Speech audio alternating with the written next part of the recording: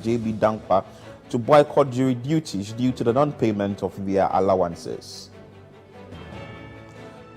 Of Deck Vaccines Limited, a vaccine manufacturing factory in Ghana, to take off. We want to achieve self-sufficiency in vaccine production to meet future national, regional, and continental needs for health security. We shall not then in the future be at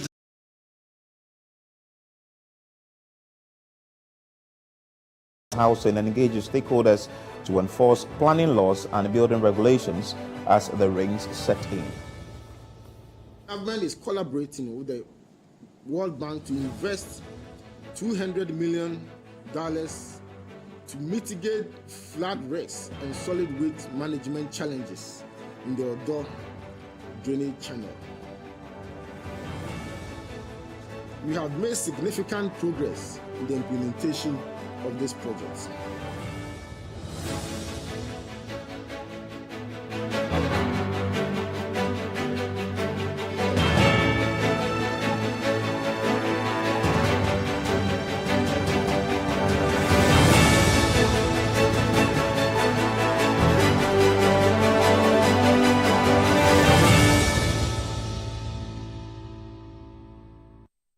CNR Extra is live on CCTV. You can join us with your thoughts, submissions, and comments via WhatsApp line 0204447033. We are streaming live on YouTube. You can join us there on CCTV. Hansen Ajimania, welcome to the show. Thank you. How are you doing, my brother? I'm doing good. Let's bring you the very first story, and that has to do with NETCO. The company has disconnected power supply to Bagabaga College of Education, Tamale College of Education, and the Aliyu Muhammad Sports Stadium, all in the northern region, for non-payment of electricity bills. Northern Electricity Distribution Company, NETCO, has disconnected power supply to 3 public institutions in the northern regional capital over non-payment of electricity bills. The institutions include the Bagabaga College of Education, the Tamale College of Education, and the Aliyu Muhammad Sports Stadium. The disconnection is in line with NETCO's drive to recover some 1.2 billion cedis debt owed by customers. There's more in the following report by Dinah Engwan from the northern region. On Tuesday, the Northern Electricity Distribution Company, NETCO, embarked on a revenue mobilization exercise to recover about 1.2 billion cedis owed the company in its operational areas. The initiative, led by its managing director, Osmani Aludiba Ayuba, visited some institutions, including the Bagabaga College of Education, Tamale College of Education, Aliyu Muhammad Sports Stadium, and the Tamale Technical University. Out of the 4 institutions visited, 3 have been disconnected from the grid after they could not offer 70% of debt. However, at the Tamale Technical University, management of the school have assured that it will issue a check of 100,000 cedis out of the 3.35 million debt owed. Debt recovery is a major security challenge which has led to clashes between NETCO and some residents of Tamale. Tuesday's exercise therefore saw security men, including armed military and police officers, accompanying NETCO staff. According to NETCO, it owes the Volta River Authority, VRA, the power generator, an amount of 1.6 million cedis, and the power transmitter, Gridco, about 481 million cedis. During the exercise, explanations on the accumulated bills. I cannot sit here because I'm not the spending officer to say that, oh, you collect this amount or what amount. So I want to make an appeal. If you can give us time when he comes back, I will discuss it with him. We are owing. You have to own up that you are owing. And I've sent a letter to the head office via the ministries. And so if you can give us about 2 weeks, the ministry is coming to settle that bill. It's not intentional that this money has been accumulated to that much.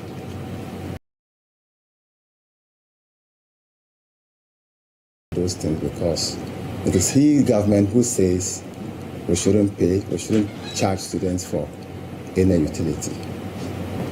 So to the best of my knowledge, we do pay current bills with some little amount of outstanding bills. But the NEDCO team will not buy into their explanation. You'll agree with us that we have sent, over the past 6 months or even 7 months or so, we've sent over 3-4 demand notices,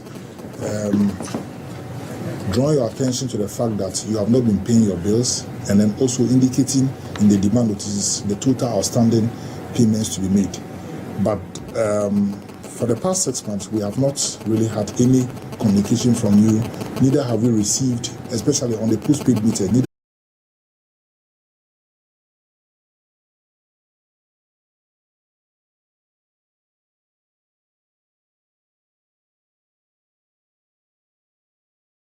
take those monies. But clearly this one is a case that we see reason with that. We had agreed with them, and then we think that once they have not defaulted and paying according to what was agreed, and the tenure was, in our view, is longer than what we thought, and they've also even agreed that we should review the tenure of the agreement, we think that there's no discrimination in this. According to NEDCO, the exercise on the first day has been successful, and they will be continuing to other institutions who owe them, from the Tamale Technical University, where the exercise ended for day one. I am Dinah Ungwan, reporting for City News. So this exercise happened in the northern region. Let's still remain in the northern part of the country, because the similar exercise also happened in the Upper East region. Let's bring you that insert. Management of the VRA NEDCO in the Upper East region have disconnected some government agencies and educational institutions for failure to settle their indebtedness. The exercise forms part of the VRA and NEDCO's revenue mobilization and recovery of customers' indebtedness to ensure operational efficiency of the company. Now, customers who owe the VRA and NEDCO will have to pay 75% of their indebtedness or risk being disconnected from the national grid. In the Upper East and Northeast regions, customers' indebtedness to VRA NEDCO amount to 125 million Ghana cedis, of which the government agencies owe 55 million Ghana cedis. The situation, according to VRA NEDCO, does not only affect their operations, but threaten their survival in providing uninterrupted power supply to customers. In a quest to recover customers' indebtedness, VRA NEDCO embarked on massive recovery of debts and disconnection exercise. VRA NEDCO team visited the Bogatanga Technical University, Bogatanga Nurses Training College, and the Midwifery Training College, among other government agencies. After a failed negotiation between VRA NEDCO and some state institutions, Bogatanga Technical University and Bogatanga Nurses Training College, among others, were disconnected from the national grid. Upper East VRA NEDCO Revenue and Billing Officer, Engineer William Asari, has been speaking to City News. We engaged the school authorities, the registrar and his team. The Pro-Vice Chancellor was there. As at February, their indebtedness is 1,083,215 Ghana cedis.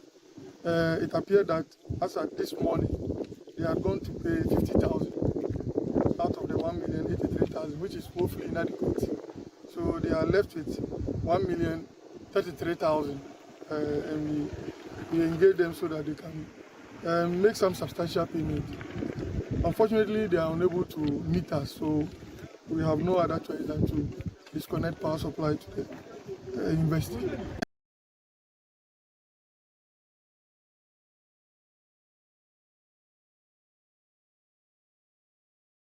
Payment will come up with an agreement that is favorable to both parties, then we can look at restoring power. Principal of the Bogatanga Nurses Training College, William Sibyl, attributed their inability to settle their indebtedness to students' irregular payment of school fees. Of irregular payment of school fees and the caliber of students that we are putting, most of them are generally in need. And when you were there, I showed you the list. Are you saying that when your brother, just like Even yesterday, I was on them sacking them. No more than 20 people called me. I beg you, I don't have money now. Tell me, do you want me to sack the right, go to the exams? If that's what we want to go, then we can go that length. But at the end of the day, we try to give leeway. If they are able to settle them without what we don't want to do. So that has been our major problem: irregular and payment of school fees. However, Bogatanga Midwifery Training College was spared of disconnection and proposed a plan to swiftly pay their indebtedness. The midwifery training school outstanding debt, as at February, 288,540 Ghana cedis. We met the principal and the team, and they have put a proposal before us, which we have gladly accepted. They will pay 100,000 of the debt by close of day, and then pay 50,000 by close of month. The balance, the outstanding balance after that, will be spread over a 3-month period for them to pay. This is in addition to them paying their current bill as they become due. That means that as we serve them their current bill, they will pay it. Their current bill is about, ranges between 12 to 15,000 a month. So the expectation is that this arrangement is without the current bills. As and when we serve them the current bill, they will make the payment. That is the arrangement that we have had with them. But Upper East Regional Area Manager of VRA Nedco, Engineer Eugene Addo, stated that only customers who are able to pay 75% of their indebtedness to VRA from the national grid expect to receive all our monies, because it is money that is due us, and it's long overdue. So we expect to receive all the money. However, we are ready to add a human face to it. So if you pay a reasonable amount, we will not disconnect you, and we will rather engage you with a payment agreement to pay the rest. 50%, 70%. The figure is not clear. You see, it's not clear. But if it's reasonable, but of course not less than 75%. Not less than 75%. I think it's reasonable. For me, that's an estimation, and I think that's what I'll be working with. Day one of VRA Nedco revenue mobilization and disconnection has seen key state institutions, including educational institutions such as the Bogatanga Technical University and the Bogatanga Nurses Training College, being disconnected from the national grid for their inability to pay their indebtedness to VRA Nedco. However, the Bogatanga Midwifery Training College escaped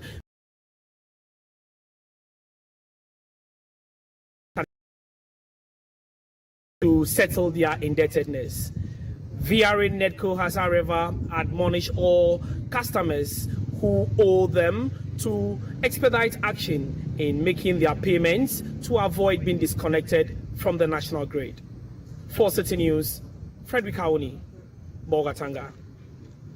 Nedco, ECG, VRA are ensuring that all monies owed them by their debtors are collected. Let's bring you down to the Greater Accra region, where we understand that the exercise has begun. Today happens to be the last but one day for the exercise to end. Fred Duho is my colleague in the City Newsroom.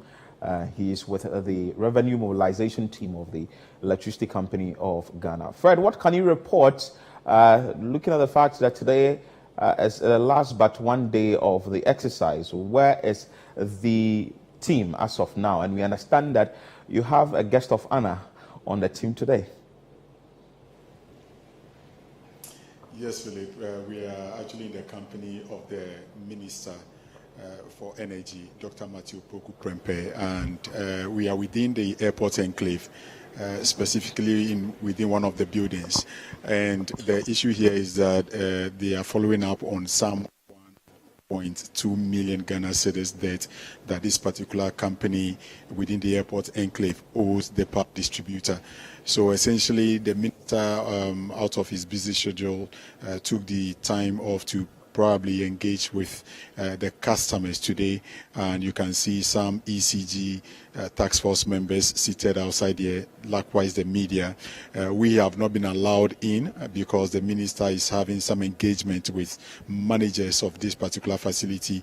We understand the company is Boston Limited, or a company that is within the airport enclave, Boston Investment Limited, and they owe over 1 million Ghana cedis. So the minister's presence here today is basically to give that sort of morale, or boost the morale of the task force, and also witness firsthand how the task force has been able to manage over the 1 month period of the national revenue mobilization exercise. Don't forget, so far, according to the managing director of ECG, they've been able to realize over 2 billion Ghana cedis, but we are hoping to get the exact figure by end of the exercise tomorrow. So today being the very second to last day, the minister is also on the field with the task force, and from this particular location we'll be moving to another location. Philip. So does it mean that the minister is there, is the managing director also with the team today? The managing director, including other top managers of ECG, are part of the task force moving around today. And I would say this is the very first time I am personally seeing this high-level delegation from ECG as far as the energy ministry is also concerned. Don't forget, when we started, that was on the March 20th, we've been in the company of the task force, we've been to Tema, we've been to other parts of the country, following up on some SLT customers, SLT being the special load tariff consumers of the Electricity Company of Ghana. So we've been in their company. A number of companies were disconnected for non-payment, and this particular exercise is either you pay or you are disconnected. It's as basic as that. They are taking no other excuse for power consumed that the customer hasn't paid for. They believe that over the period, the debt that has accumulated on their books has been too huge, and that is also crippling their operations. So taking up the initiative to embark on this national exercise, they believe that they've been able to recoup some significant amount of money. One, to settle their debt has been the IPPs, which are the independent power producers, and also to ensure that other producers within the value chain are also sorted out, as well as the task force that are also embarking on this exercise.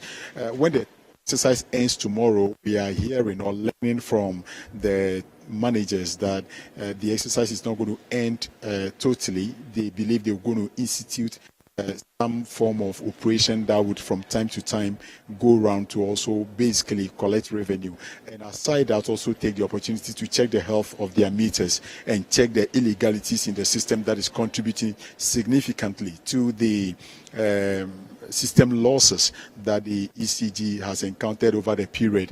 That is also amounting or accounting for the fact that power is not stable in our homes. So they believe when each and every Ghanaian or customer of ECG pays their bill on time, the power distributor would also be able to streamline activities to ensure that power in our homes are stable. Your time, Fred, we know for sure that the energy minister will be speaking to the press right after the exercise, and certainly we'll be bringing you what the minister will say here on City TV and also on City FM. Hansen, what do you make of the exercise so far? ECG is going all out to ensure that these debtors do pay. We understand that over some 2 billion Ghana cedis have been retrieved. They are hoping to get 5.7 billion Ghana cedis. And the exercise is taking place in every part of the country. I think this is a test case for what we see leadership is and what good leaders can bring about to an extent. I mean, since the exercise started, we've seen the Ghana Water Company Limited go on their own revenue mobilization drive. We've seen NETCO. Now, NETCO is seeking to retrieve some 1.2 billion Ghana cedis. ECG itself is seeking to retrieve over 5 billion Ghana cedis. And so, generally, you can see that since ECG started this and having retrieved 2 billion reportedly by the management.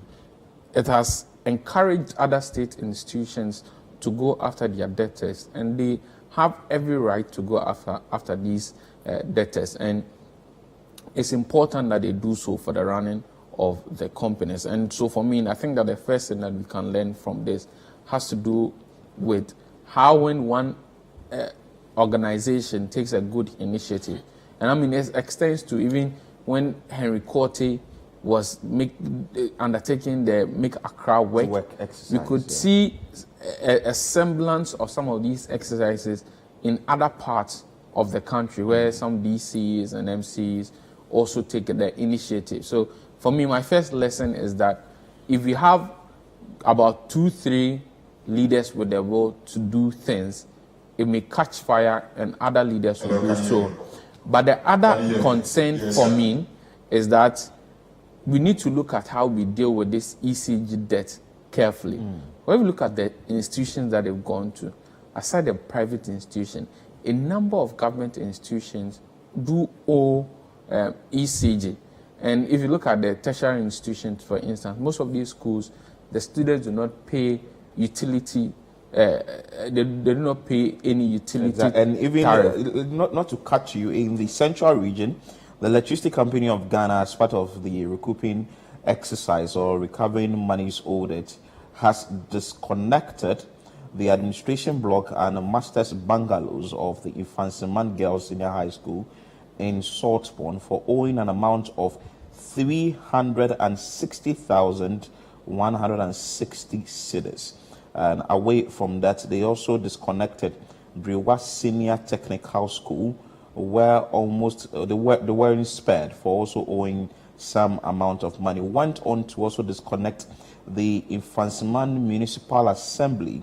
However, the management paid 20,000 Ghana cedis out of a total of 30,000 owed the power distribution company. So that tells you that a lot of individuals or a lot of companies, to put it, or institutions, state institutions, are owing the Electricity Company of Ghana. You are just making a point of the various educational institutions. Yes, and I don't know how they raise revenue. And for most of these institutions, they depend on government support to be able to pay for some of these things. I mean, I remember when I was a student, I was part of a group of students who were very forceful on the exclusion of students from paying utilities, and understandably so, because what we're paying for already was at a high rate.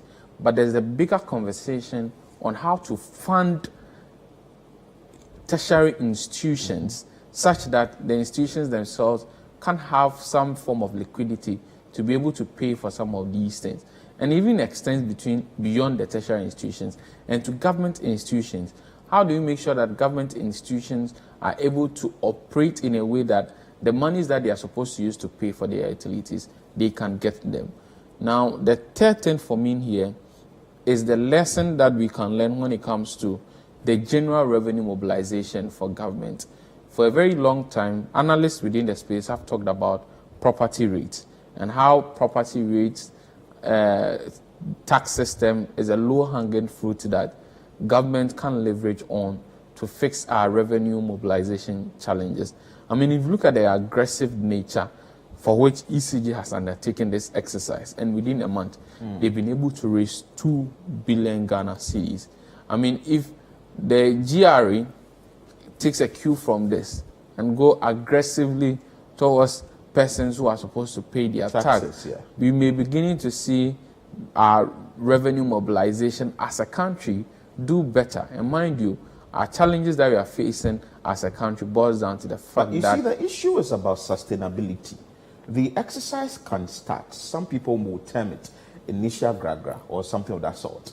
Then, just in the middle of the journey, the zeal dips. And when it dips, what happens next? Is the sustainability that we are talking about after this exercise has been conducted? I know Samuel Dubik Mahama, who is the managing director of ECG, has noted that, well, they are going to continue, but what if power changes hands? I mean, and that's why earlier I started by talking about having leaders to lead the charge. But if there's nothing that I've gotten from the ECG system, this is not the first time that we are covering on this. I mean, FEDWO has been following this team extensively, and they've done an extensive job on it. And aside the national task force, you are aware that there are sometimes regional and sub-regional task forces that even go on these exercises. And we can only push them to maintain it because they need the revenue. And I'm saying that we need to also be aggressive generally as a country on our revenue mobilization measures. And ECG has done a good work. They tabled 5 billion, 5.7 billion. And now reports we are getting is that they've retrieved 2.5 billion within a month. I mean, if they sustain it for 6 months, they can get their 5 billion, pay their debtors and people they owe, and also be able to run ECG appropriately. And so, 3 things for me. ECG has done well. It has triggered some form of effort with the likes of JWCL, the likes of NETCO. It has led to this revenue being retrieved, but we need to look at sustainable ways of making sure that state institutions pay their debt, and they don't always have to be, the ECG doesn't always have to go to them to take this money. And finally, how we can learn from this, and as a people and as a government, look at getting revenues from the various sources that we can get revenue and also, from. we're looking at some of the issues that have been raised by consumers that have brought about these non-payment, the illegal act, the buying of fake meters and all of that. Yesterday on the face-to-face show, Samuel Dibik Mahama made mention of the fact that the electricity company is going to ensure that they are not going to bring in more meters, but there are going to be meters generated in this country, and processes are underway. Going forward, do you think that some of these issues, when not addressed, could go a long way? Okay, so we would, before I come to you, let's go over to the line and cross over to my colleague again, Fred Duho, who is with the minister, that is the Minister of Energy, Dr. Matthew Poku Prempeh, who is speaking to them. Yeah, Philip, thank you. The minister is currently here and he's about to address the press. Minister, you are live on City News Extra and other media houses are here. Why did you choose to join the team today? Thank you. When ECG began this program, I always communicated to the management that I'll demonstrate our support for this program by physically visiting 1 or 2 entities with them. And that is what I've done today, and probably I'll do on Friday. You've been receiving briefing from the task force, every now and then. What have they been sharing with you? Has the exercise been successful? What are the challenges they faced that they've shared with you? The ECG, I think, said that the amount of money that they intend to collect or has not been paid over a certain period was over 5 billion.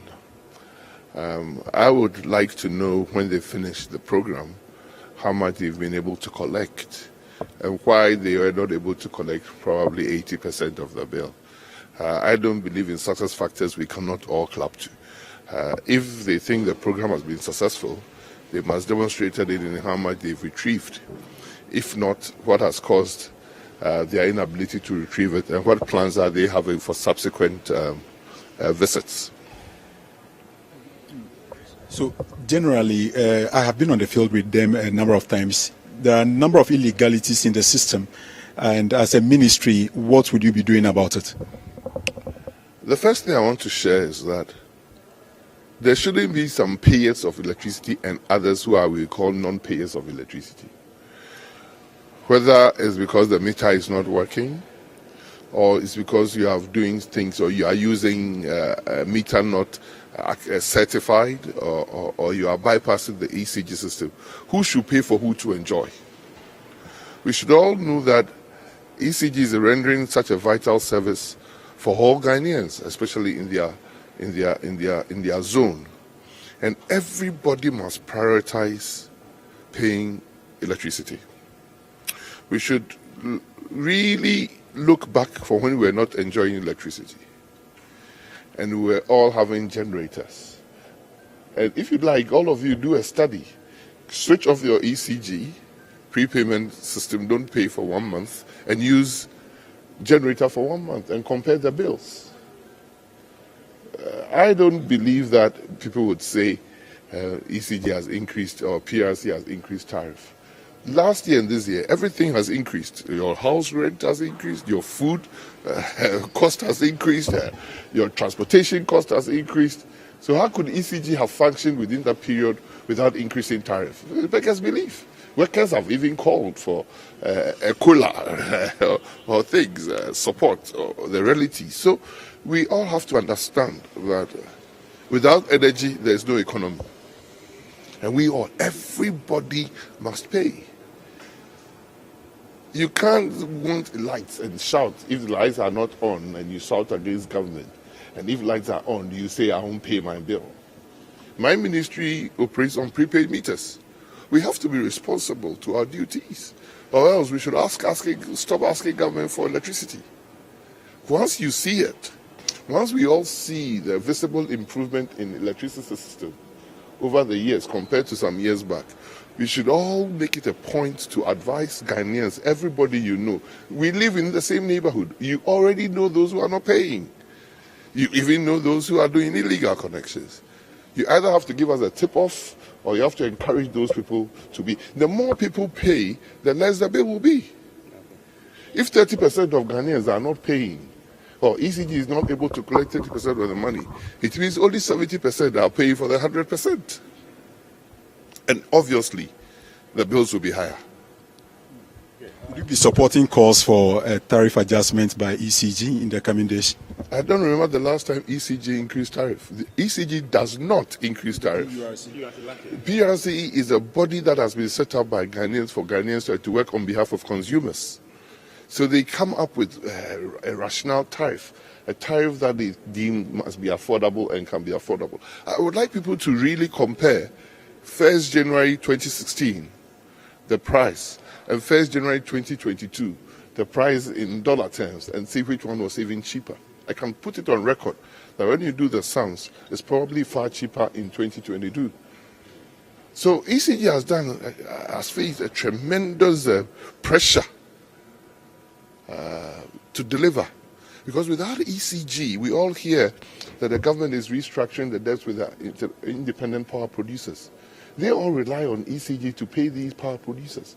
And if ECG cannot collect the amount of money it has to collect, the independent power producers will never have enough money to pay to continue producing the power for all of us to enjoy. We have to live responsibly, period. Yeah, Honorable, talking about your ministry, there was a report that your ministry was the first victim and that you owe the electricity company. What is the latest? Martin, my lights are on this morning. There's a call for customers to pay, but especially those who use the postpaid meters complain about the fact that their meters are not read on time. There is that appeal from ECG that even if your meters are not read, you can be doing some payment until the figures are resolved. But customers do not feel comfortable going that way. Are there plans to employ more people? Because the DG indicated earlier that the ECG has only 800 meter readers across the southern part they operate in. What would you do about that to make sure that the postpaid users also pay on time like the prepaid? I lived in another country where you are taught how to read your own meter and pay on credit.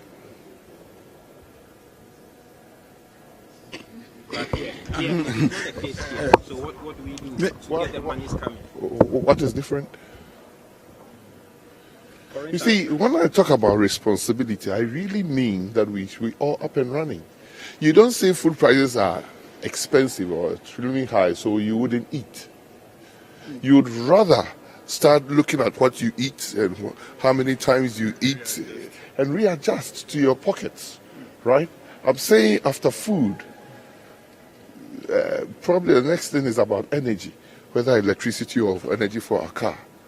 In the last year, I think we've all had the trotro drivers and taxi drivers and everything increase prices incessantly. After every fuel and price adjustment, we are being told to pay more for power.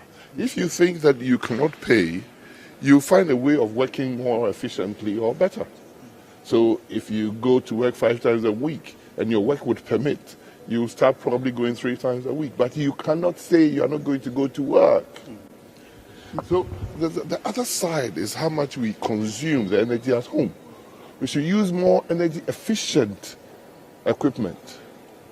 Right? We should use more energy equipment. And we should make sure when we are leaving our homes, we don't leave the electricity on. Some SLT consumers, the special load tariff consumers, companies in the country are calling for some, reduction in tariff for them because they are also working and employing and supporting the economy. And currently, the economy is quite tight for everybody. And the companies, to sustain their operations, they are calling on your ministry to help them reduce tariff.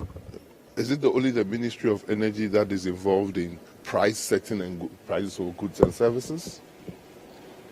You can make some interventions. And I'm sure if you check the last PURC tariff adjustment, they did far better for SLTs than has ever happened in this country. Let us trust the systems that we have operating. The last PURC tariff adjustment, they did work for the SLTs. But it's not only energy, it is the key component in industrialization. But if we are the same people, we are not paying for the bills, whose company should make profits for ECG to make a loss? And who should fill up the ECG losses for who to make a profit? It's a simple question. If you say he's employing 1,000 people, so he should not pay electricity, who should pay the electricity? That's my whole question. I'm not saying that if the electricity bill could get cheaper, we shouldn't make it so. We've demonstrated in part, as well as the sensitivity of this government, that the December price of fuel and the April price of fuel, there's a marked difference. The benefits of government policy has accrued to Ghanaians. If it's possible in electricity, like I said, the PRC in price rate determination and last price review, I think they did better for SLTs. Yeah.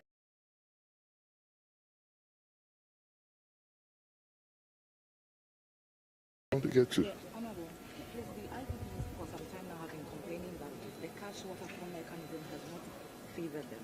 What assurance are you giving them that when this money is collected, they will receive their share? I'm not sure that any IPP has come to you that the money collected they are not receiving it. They say it's not enough. It's different from not receiving. And I'm sure if ECG collects 30% less of what it has to collect because people are stealing, because people are bypassing, because people are not paying, with all good excuses that people are giving for not paying, how does ECG pay its IPPs? That is a reality, my sister. 1 + 1 can never be 1.5. And if we try to make it 1.5, the 0.5 will be hovering somewhere, and you have to chase it. And that's what ECG is doing now. How is it? ECG must not be chasing customers like it's chasing in Ghana. But there are two sides to every situation. It is because Ghanaians have not come up with a situation where they willingly go and say, even though my bill hasn't come, I'm paying because I know that every month I consume 100 units. So if my bill, please, can I finish this one? If my bill has come and it's 100 cedis and it's not come, let me even pay 50 cedis down. If we all get into that habit, we would lessen the pressure on ECG to pay the IPPs. And the IPPs will not come to you, my sister, with the situation that they have, they are not getting enough.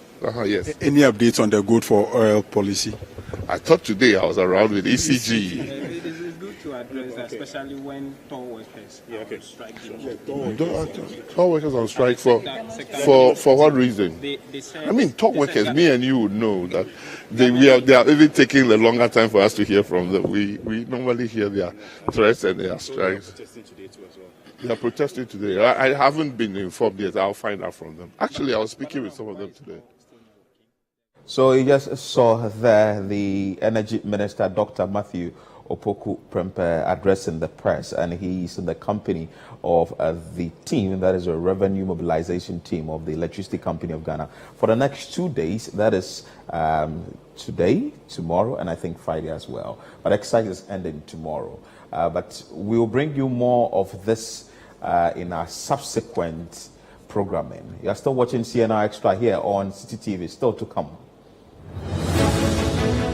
Construction of DEK Vaccine Limited, a vaccine manufacturing factory in Ghana, to take off. Stay with us, we'll be back with more stories.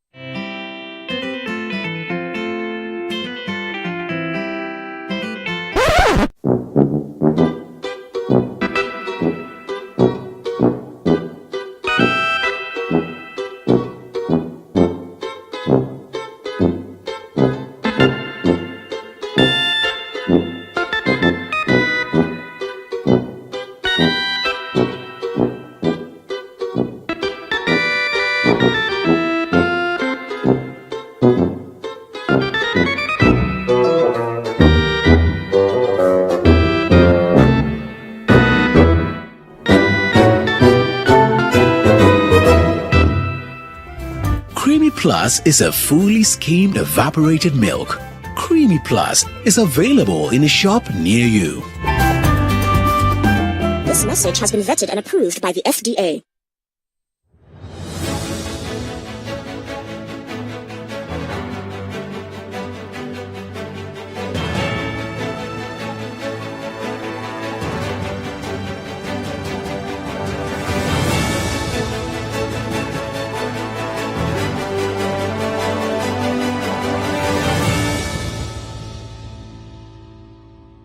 You're welcome back. Let's bring you some more stories. And the jury in the murder case of the late MP for Ibuakwa North, J.B. Dankwa, to boycott jury duties due to the non-payment of their allowances. Now, the jury in the murder case of late Member of Parliament for Ibuakwa North, J.B. Dankwa, has served notice of their absence from jury duties due to the non-payment of their allowances. The jurors claim they have not been paid their allowances since March of 2022. This was contained in a letter addressed to the judge presiding over the case. There's more in the following report. The decision of the jurors was made known in court after Justice Lydia Osei-Marfo read her ruling on whether the caution statements of the accused persons should be admitted into evidence. The decision by the jurors to abandon their duties is due to the failure of authorities to pay their allowances. They say this has affected their ability to carry out their duties as they cannot further bear the cost of footing for their transportation in and out of court.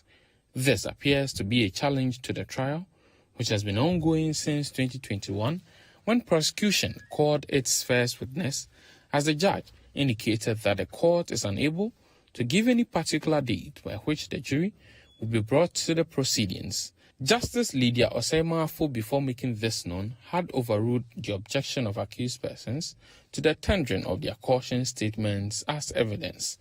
The evidence was introduced when prosecution's eighth witness, who is a police investigator, took the stand to testify. Lawyers of the accused persons, Daniel Asiedu and Vincent Bosso, argued that the statements of their clients were not given voluntarily. This led to a mini-trial in the absence of the jury as required by Section 120, subsection 6 of the Evidence Act. Prosecution during the mini-trial called witnesses, including the investigator, who were cross-examined. But after considering the evidence made available during the mini-trial, the court ruled that the caution statements were made voluntarily and hence overruled the objection of counsel of the accused person.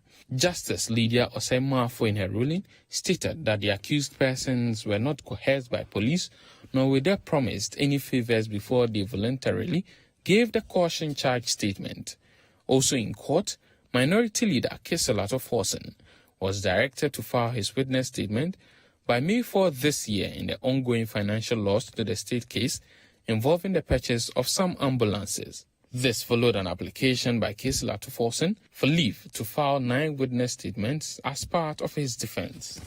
The minority leader, together with the other accused persons, were expected to have filed their witness statements earlier to allow for case management conference ahead of the opening of their defenses. But lawyers of Atuforsen in court on Tuesday indicated that their client was unable to have conferences with some of the witnesses who are outside the country, even though the judge presiding over the case, Justice Efia-Sewa Asare-Butchie, could not comprehend why the accused person did not leverage on technology to get the witnesses to type, sign, scan, and send over the witness statements to him. She approved the application for leave. The other two accused persons, Seth Animana, a former chief director at the Ministry of Health, and Richard Jakpa, a businessman, have also revealed that they will present 6 and 5 witnesses respectively as part of their defenses. The court also granted a disclosure application by Atuforsen for warrant of payment, which he claims details the person who authorized the payment. The case against Atuforsen is that he signed the letters of credit which formed the basis for the payment that resulted in a financial loss to the state without authority. The court has directed the state to make the disclosures by Friday, April 21 this year. The case has been adjourned to May 9, 2023 for case management conference. Justice Efia-Sewa Asare-Butchie has, however, served notice that the matter will be completed by August 31 this year to enable her focus on her role as Court of Appeal judge. So in this case, that is the murder case of MP, that is the late MP for Boycott North, if the jury isn't available and they're asking that the allowances be paid. What does this mean for the case? Well, there are certain cases that you have to try with a jury. So, like a case like murder, it's a jury trial. There are certain offenses we call indictable offenses. So before the trial happens, you need to go to a magistrate court for bill of indictment. When that indictment is given to you, then you go to the High Court for the trial itself. And that trial is with a jury. The jury is a set of 7 who decide on the facts of the case. So they listen to the evidence that will be given by both parties and will come out with a verdict of guilty or not guilty. Most likely, usually that is how the verdict is. In certain instances, the verdict could be that a person had a mental problem or any other thing. And so without the jury in a murder case like this, you cannot, the trial cannot continue. And that's why the judge yesterday indicated that she's unable to set a date where she's assured that the jury will be in court with them. The concern here again is that this JB Dankwa case has been going for a very long time. Very long time. The murder, the killing happened as far back as 2016. And we've moved a bit forward. I mean, we've gotten to the 8th witness. And so pretty soon, we should be seeing the state closing its case, and then the defense will start. So the least we should have is the jurors abandon their post because of non-payment of their allowance. So that means the allowances have to be paid. Away from that story, and the construction for DEK Vaccine Limited, a vaccine manufacturing factory in Ghana, to set off. Our President Akufo-Addo has cut sword for the construction of DEK Vaccines Limited, a vaccine manufacturing factory, in a bid to make Ghana self-sufficient in vaccine production. The project, with an investment of over $120 million, will see to the manufacturing of vaccines for diseases such as malaria, pneumonia, cholera, among others. The following report has more. The prioritization of a vaccine manufacturing factory in Ghana is a key component in Ghana's healthcare strategy. The country is expected to start producing its own vaccines in January 2024.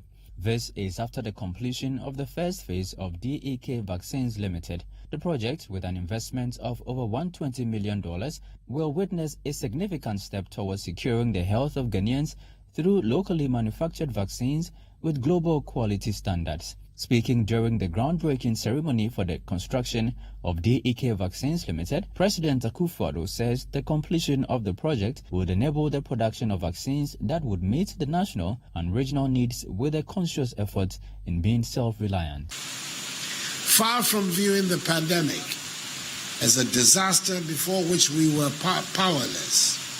We in Ghana embrace fully the lessons it taught us, as well as the direction to which it is pointing us.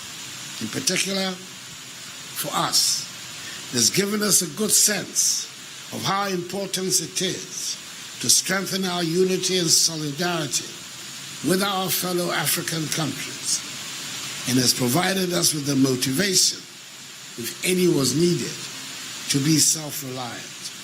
We want to achieve self-sufficiency in vaccine production to meet future national, regional, and continental needs for health security.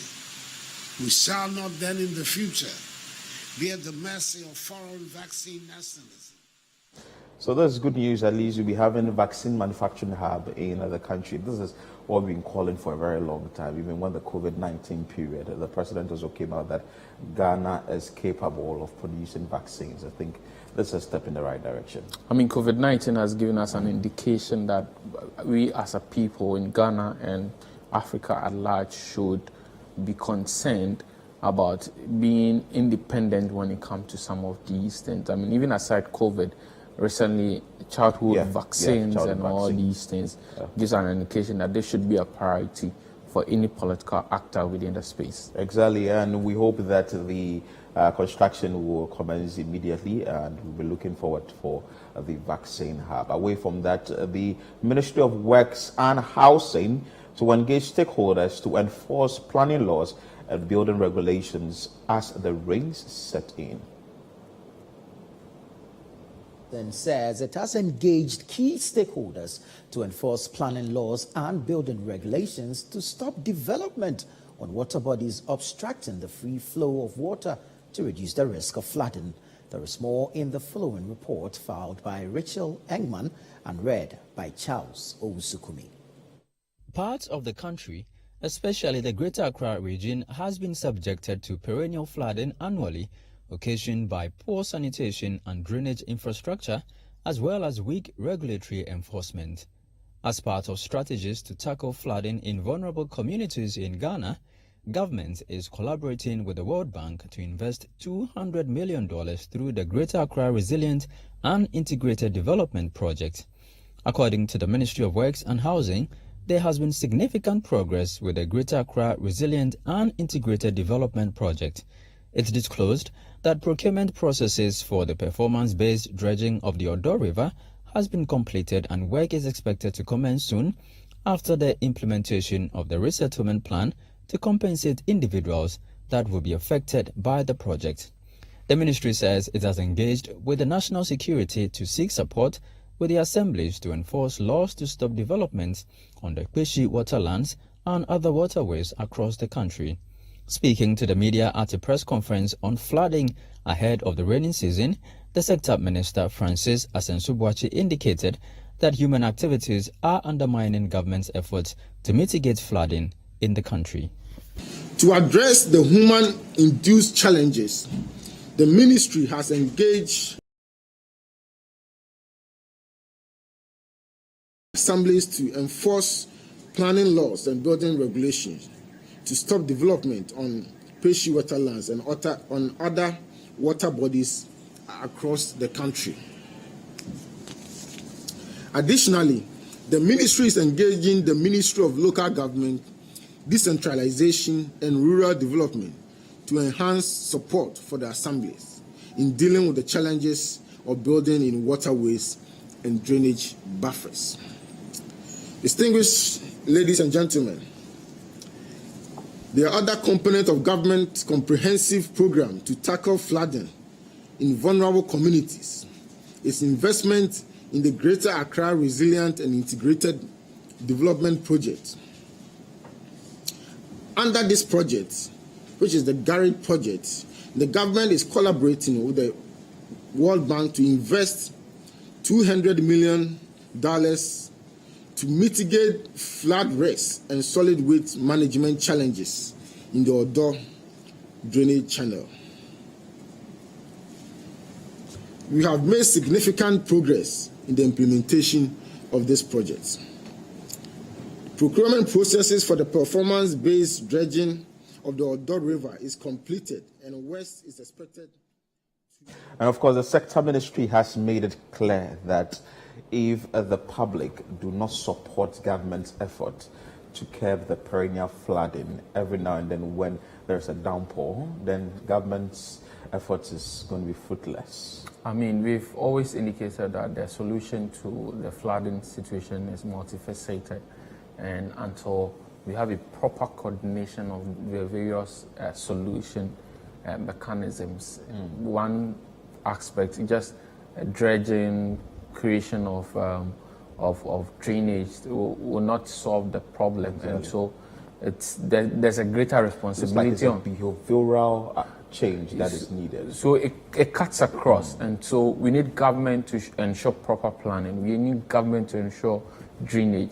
We need government to push for a behavioral change. And how do you push for a behavioral change? I mean, if you buy a bottle of Coke, Philip, you can walk from here all the way to Tesano Station, and I dare you even to Circle, and you won't get a single bin that you will put that empty bottle in. And so without the right structures, you push the citizens to live a certain kind of life.